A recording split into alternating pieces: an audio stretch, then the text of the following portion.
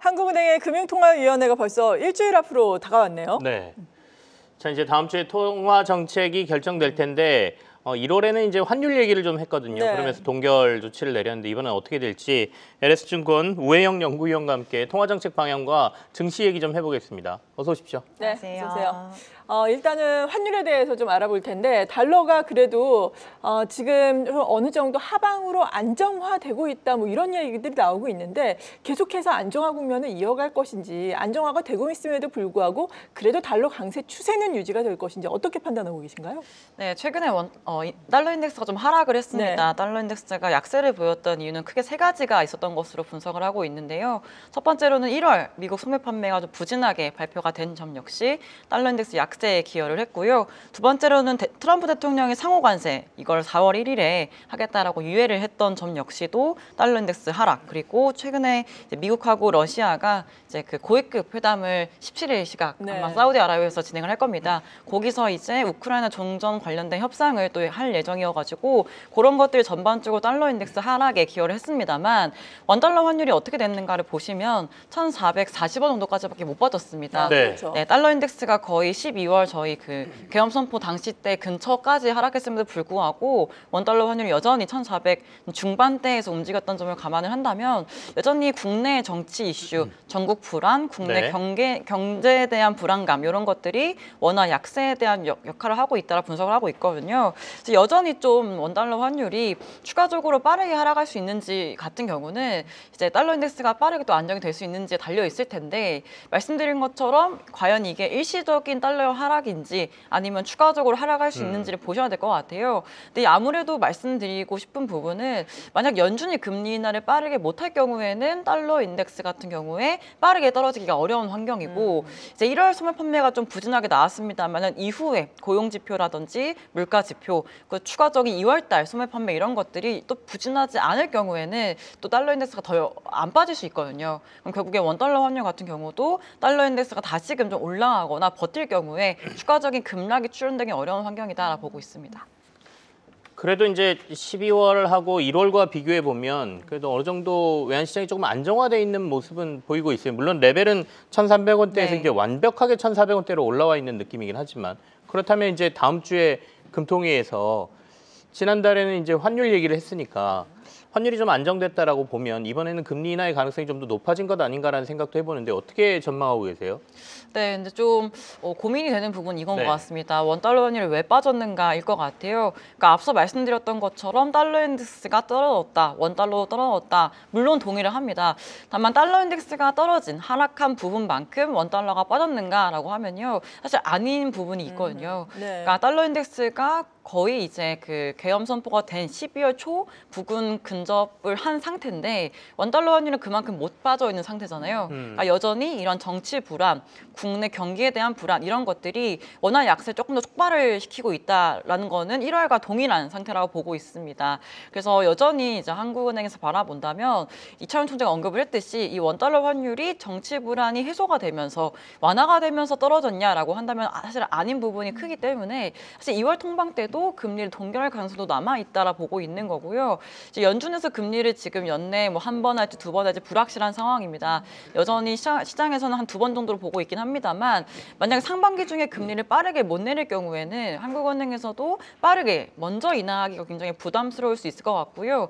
즉각적으로 금리를 인하를 했을 때 경기가 바로 살아나는 것도 아니기 때문에 지금은 금리 인하로 경기를 살리자 이것보다는 추경을 좀 빠르게 합의를 해서 좀 경기가 좀 돌 수 있게끔 내수가 좀 부양될 수 있게끔 적정한 곳에 타겟을 해서 추경이 먼저 집행되는 게 먼저이지 않을까라 보고 있어가지고 지금 당장 뭔가 금리를 인하하는 득과 실을 따져봤을 때 득보다는 실이 조금 큰 시기이지 않을까라 여전히 판단을 하고 있습니다. 네, 그러니까 내수가 지금 너무나 안 좋은 상황이기는 하지만 환율은 여전히 부담이 되고 있고 그리고 미국도 기준금리를 지금 내리지 않고 있는 상황. 여기에다가 뭐 경제 지표가 너무 미국은 또 잘 나오고 있으니까 네. 하느니 또 기준금리를 계속해서 인하하기는 좀 부담. 부담스럽다라고 말씀해 주셨는데 그렇다면 한은이 상반기 내에는 미국처럼 지금 미국에서 이야기가 나온 것처럼 추가적으로 금리 인하가 좀 힘들 것이다. 미국을 보고할 것이다. 이렇게 보시는 거예요?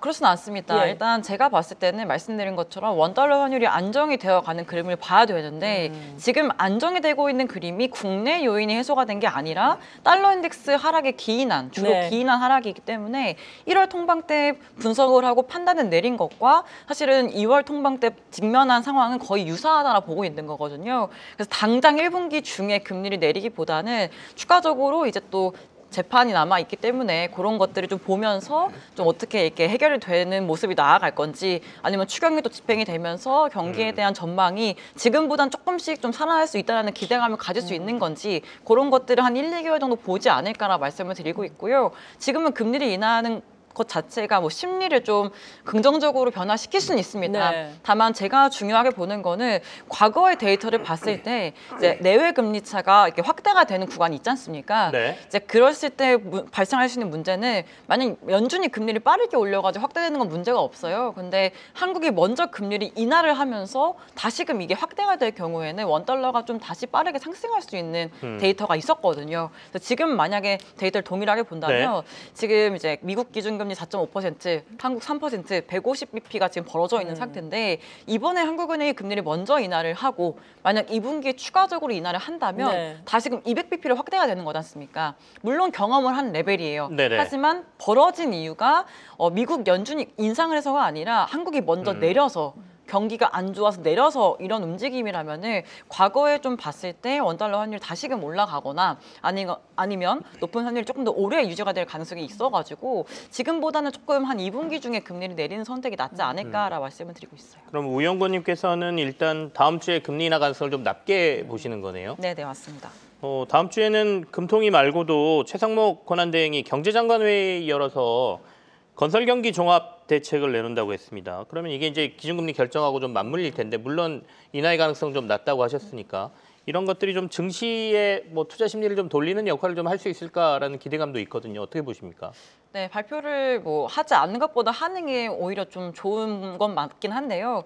전반적인 투심을 회복시킬 수 있느냐, 전 섹터에 걸쳐서 이제 투심을 회복시킬 수 있는지는 미지수인 것 같습니다. 네. 사실 건설 경기 관련된 종합 대책 이런 것들은 건설 섹터 관련해서는 조금 분위기를 좋게 하거나 아니면 또 턴어라운드 할 수 있는 기회로 접근할 수가 있을 텐데 사실 이게 지방 건설사 아니면 중소 건설사 측면에서의 좀 살리는 움직임 아니면 지방 쪽의 부동산을 조금 이제 좀 부진하다 보니까 고기를 조금 이제 살릴 수 있는 부분으로 집행이 된다면은 말씀드린 것처럼 건설 기업들 내지는 중소 내지는 지방 건설 기업들 같은 경우는 수혜를 볼 수가 있습니다만 사실 전반적인 투심을 회복시키고 경기를 회복시킬 수 있느냐는 사실 미지수고 불확실한 상황이지 않습니까? 네. 그래서 발표가 되는 것 자체는 물론 긍정적인 이슈긴 합니다만 우리가 생각했을 때 국내 자산, 원화 자산에 대한 매력도를 높일까라 한다면 아닐 수 있겠고 특정 섹터에 좀 국한된 긍정적인 좀 영향이 있지 않을까라 분석을 하고 있습니다. 네.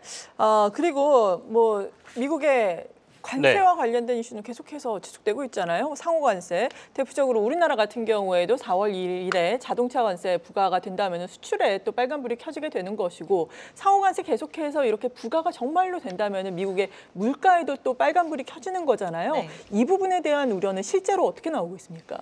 네, 사실 아직까지는 이 관세 부과라든지 이런 것들이 실제 물가 지표나 이런 것들로 반영은 되고 있지는 않습니다. 그렇죠. 예. 네, 그래서 시차를 두고 시간을 두고 아마 지켜봐야 할 텐데요. 12월 FOMC부터 1월 FOMC 때도 그랬지만 연준 내부에서는 이미 이 트럼프 정책, 교역 정책, 뭐 이민 정책 이런 것들이 향후에 어떤 영향을 미칠지에 대해서 이제 시나리오별로 가정을 해가지고 전망에 지금 녹이고 있는 상황인 건 맞습니다. 또 어떻게 반영이 되고 있냐면은 이제 교역 정책 같은 경우는 말씀 주신 것처럼 관세가 부과되면은 미국 내 수입 물가가 상승하게 되는 거고 기업들 입장에서는 이 비용이 올라가는 거를 어떻게 할까라 고민을 하면 당연히 가격 전가를 시키겠죠. 그러면 시차를 두고 소비자 물가 같은 경우도 좀 올라갈 수 있는 가능성이 존재하기 때문에 이 교역 문제, 교역 정책 이런 것들은 이제 인플레이션 상방 리스크다 이미 반영을 하고 있고요. 이민 정책 같은 경우도 아직 좀 어떻게 진행될지는 미지수긴 합니다만은 이제 그 고용, 공급을 제한시키면서 다시금 임금이 올라갈 수 있는 리스크가 있습니다. 네. 임금이 올라갈 경우에 또 발생할 수 있는 리스크는 서비스 물가가 다시금 다시 올라갈 수 있는 거거든요.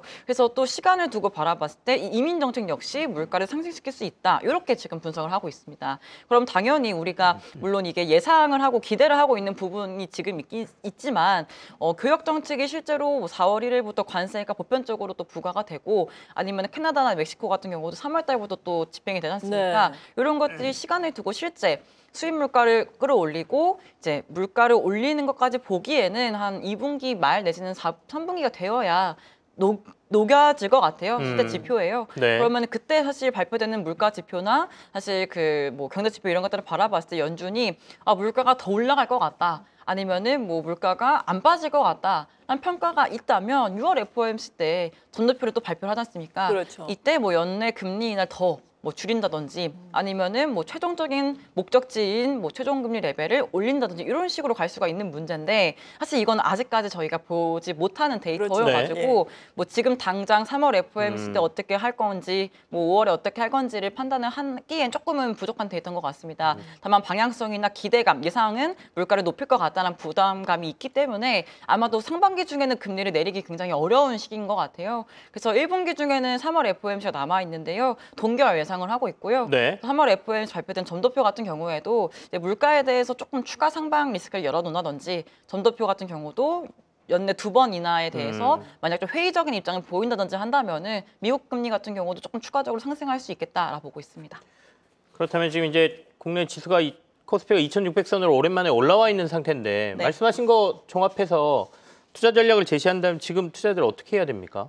일단은 저는 여전히 변동성이 큰 구간이라고 보고 있습니다. 네. 달러 인덱스 관련해서도 뭐 추가적으로 올라갈지 떨어질지 굉장히 변동성이 높고요. 원화 같은 경우에도 정치적인 리스크가 앞으로 빠르게 완화될지 아닐지 불확실하고 또 원화 자체에 대해서는 경제 전망을 해봤을 때 최근에 일각에서는 1.2%까지 전망치를 낮추고 있는 모습들이어가지고 원화가 강해지긴 굉장히 어려운 좀 환경인 것 같습니다. 그래서 원달러 환율이 빠르게 하락하기 어려운 구간이라면 이제 외국인들도 섣불리 빠르게 들어오기 어려운 사실 네. 시점인 것 같거든요. 그래서 국내 투자자들도 국내 자산을 바라볼 때 조금은 보수적인 관점에서 보자라는 입장을 가지고 있고요.